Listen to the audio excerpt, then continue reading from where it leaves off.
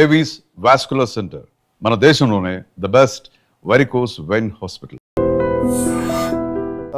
KCR sir నమస్తే, good morning. You are tiger అనేసి కేసీఆర్ గారికి ఒక ట్వీట్ పెట్టారు. తప్పేంది? ఇప్పుడు మీరు కాంగ్రెస్ పార్టీలో ఉన్నారా, టీఆర్ఎస్లో ఉన్నారా? అరే ఊరుకో స్వామి, ఒక మంచివాడు మంచి పని చేస్తే మంచి అని పొగిడితే పార్టీలకి దానికి సంబంధం ఏంది?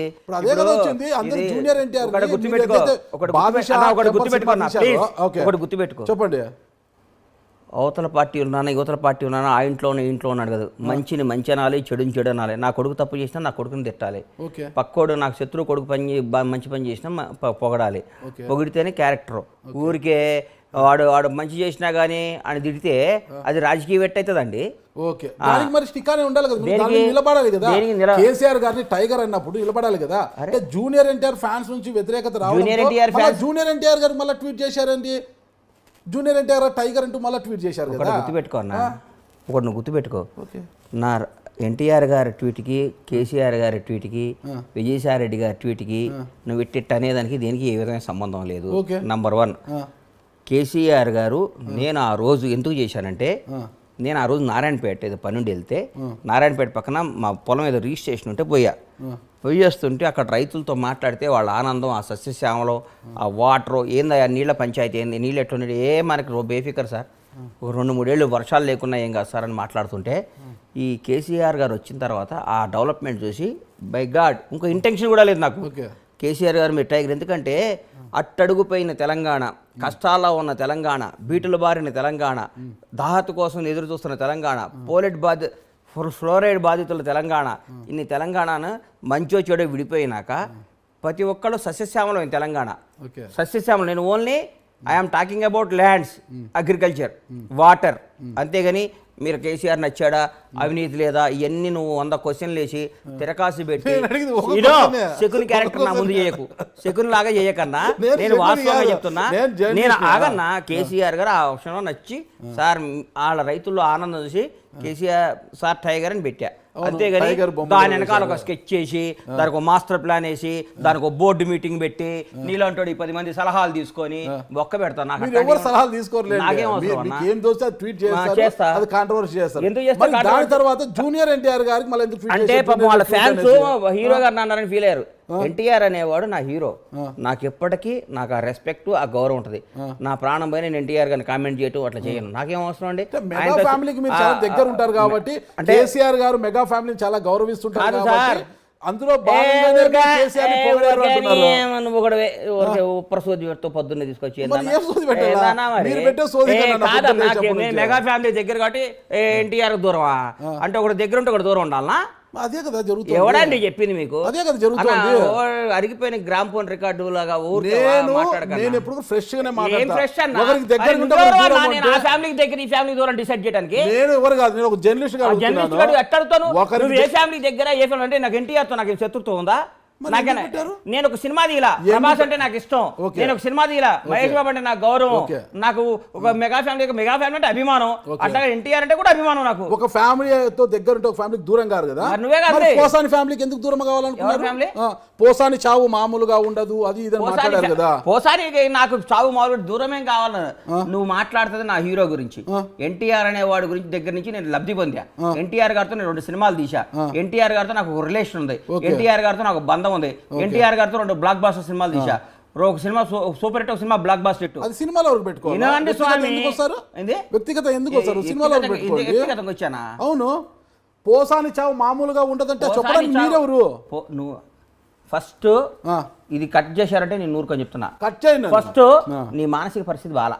ఓకే, ఎందుకంటే కేసీఆర్ అంటావు, విజయసాయి రెడ్డి అంటావు, ఎన్టీఆర్ అంటావు, మెగా ఫ్యామిలీ అంటావు, దీనికి ఏ సంబంధం లేకుండా పోసానంటావు. ఒక క్లారిటీతో క్వశ్చన్ రాసుకొని రేపు రా ఇంటర్వ్యూ. నువ్వు సంబంధం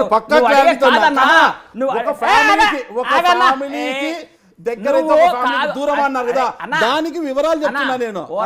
నువ్వు వేరే వాళ్ళు ఇరికించుకో. నీ వల్ల నువ్వు పెట్టే బోర్లో ఎలికలు చాలా ఉంటాయి, పడేయి. బండ్లా గణేష్ పడ్డావు. నువ్వు 1 by 1 క్వశ్చన్ కరెక్ట్ గా అడుగు. నువ్వు 1,00,000 క్వశ్చన్లు అడుగు, నేను 1,00,000 సమాధానం ఇస్తా. సంబంధం లేని మాటలు మాట్లాడుకో. నువ్వు ఎత్తుకున్నదే తప్పు. ఆంధ్ర అన్నావు, విజయసాయి రెడ్డి గారు అన్నావు, ఆన్సర్ ఇచ్చా. కేసీఆర్ గారు అన్నావు, ఆన్సర్ ఇచ్చా. ఎన్టీఆర్ గారు అన్నావు, ఆన్సర్ ఇచ్చా. చిరంజీవి గారు అన్నావు మెగా ఫ్యామిలీ అంటే ఆన్సర్ ఇస్తా, మళ్ళీ ఇంకో పోసాని అడుగు ఆన్సర్ ఇస్తా, అంతేగాని దాన్ని దీన్ని కింద పైన పెట్టి నన్ను ఇబ్బంది పెట్టాలి. లింకులు పెడతారు కదా, లింకులు పెట్టి అడుగుతుంటాము. లింకులు పెట్టడం నువ్వు ముందు నిద్రపోకుండా రాసుకొని వస్తావు, నెట్ట లింక్ పెట్టాలని. నేను లింకు కానీ గింకు కానీ పెట్టను.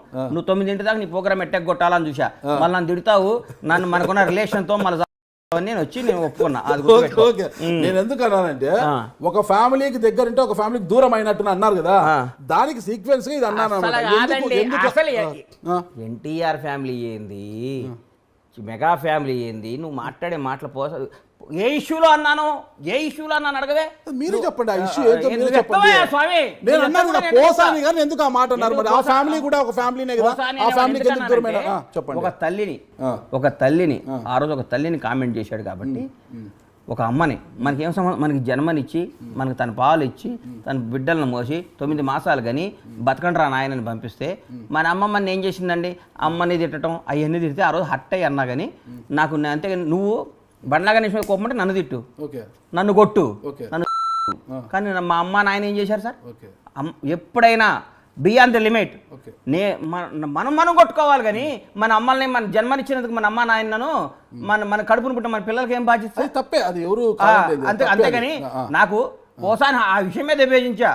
పోసాని భార్య నాకు క్లోజు, పోసాని పిల్లలు నాకు క్లోజు, కానీ ఈ మధ్య మాట్లాడటం లేదు ఎందుకంటే కలవలేదు. అంతేగాని పోసాని అనేవాడు నాకు ఎన్నో వేషాలు రాశాడు. నా సినిమాలో ఆయనకి లైఫ్లో మర్చిపోలేని వేషం ఇచ్చే టెంపర్లో నాకు ఏ విధమైన లేదు. అంటే దేనికైనా ఒక క్రాస్ ఉంటుంది నాగరాజ్ అన్న, ఒక క్రాస్, ఒక గీత ఉంటుంది. సీతాదేవిని కూడా రాముడు గీత దాటొద్దు అన్నాడు. రాముడు మాటని ఒక గీత దాటితే రావణాసుని ఎత్తుకపోయిండు. అర్థం కాలా ఎందుకు గీత గీశాడు? అమ్మ ఈ గీత దాటితే డేంజర్ రోడ్లో పడతావు తల్లి అన్నాడు. వేరే కూడా లక్ష్మణుడు గెటప్లో వచ్చి ఆయన మోసం చేశాడు. సీతాదేవినే మోసం చేయగలిగేవారు. నీకు అంత నువ్వు కూడా నువ్వు రావణాసులు అంటాడువి. నువ్వు ఒక గీత ఉండదు, గీత గీసుకొని ఉంటాం మేము. నువ్వు రాగాల ఆ గీతను దాటియాలని ట్రై చేస్తావు. గీత గీస్తావు, గీత గీసి ఎట్లా కొట్ల మమ్మల్ని నాన్న సంకల్ నాకు ఇచ్చా గీత దాటిస్తావు. ఆ దాటినాక నువ్వు మమ్మల్ని ఫుట్బాల్ ఆడుకొని మీములు గీములు చేసి రాజశేఖర రెడ్డి గారు ఓడిపోయారా అంటావు. ఏదో ఒక తప్పు గబక్కడ అంటావు. దాన్ని 100 ఏళ్ళు ఇవన్నీ కాదయ్యా నువ్వు. అందుకనే గీత ఒక దేనికైనా ఒక గీత ఉంటుంది. ఈ గీత యువతలో నన్ను 100 క్వశ్చన్లు అడుగు. నన్ను కనిపిజి చేసి గజిబిజి చేసి తప్పు చేసి రాంగ్ చేసి నువ్వు నన్ను గీత దాటియకు. దాటిస్తే గజిబిజి చేసినా ఎవరు గజిబిజి చేసినా మీరు గజిబిజి అవుతారా? అమ్మోని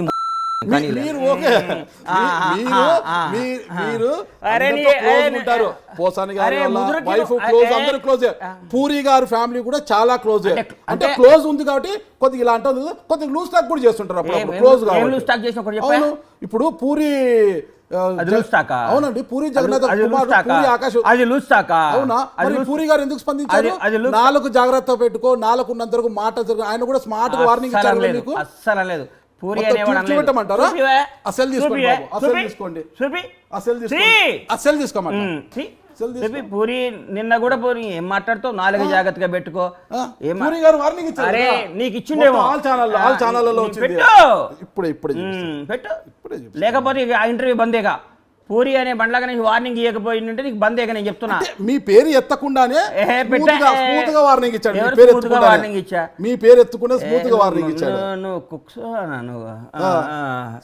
Please subscribe to iDream. Please subscribe to iDream. Please subscribe iDream. And please subscribe to iDream. For more videos, subscribe to iDream. Please like, share and subscribe to the channel. Congratulations, iDream. Subscribe to iDream. Subscribe to iDream. So subscribe to iDream Media. iDream ki iDream team andarki huge congratulations. Please subscribe iDream Media. Please subscribe to iDream. Subscribe iDream. Please subscribe to iDream. iDream అంటే నా కళల ఛానల్ను subscribe చేసుకున్న నోరు తిరుగుతలేదు. మీరైతే గంట గుర్తు కొట్టండి. For more such videos, please subscribe to iDream. Subscribe to iDream. Please subscribe to iDream. Please subscribe iDream Media. Please do subscribe to iDream. Please subscribe to iDream Media. For best entertainment and information, please subscribe iDream. And don't forget to subscribe to iDream.